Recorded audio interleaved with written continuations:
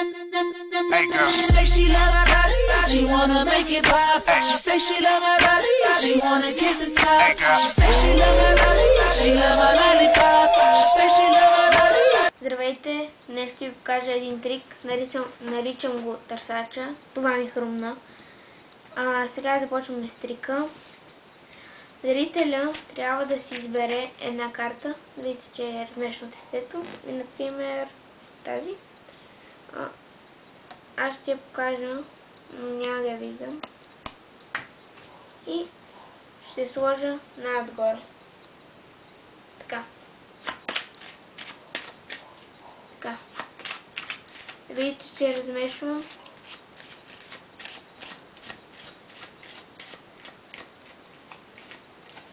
Така, и още един път. Така. И това ли е картата ви? Мисля, че не. И сега само зрителя ще духне. Защото сега нямам зрител, аз ще духна. И просто ще направя така. И търсача намира вашата карта. Сега как се прави трика? Той е от класическите. Зрителя трябва да си избере просто една карта, няма значение каква. И, например, тази. Аз ще я видя сега. Каро, такова асо каро. Ще я сложим най-отгоре. И трябва да контролираме картата отгоре да стане отдолу и после отдолу да стане отгоре и после още един път отдолу. Как ще стане това? Просто дръпвате ето с палеца така и се получава, тя се получава най-отдолу.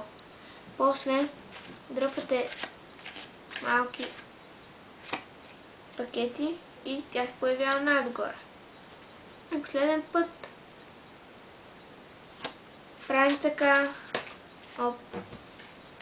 Макс. И тя се появява отдолу.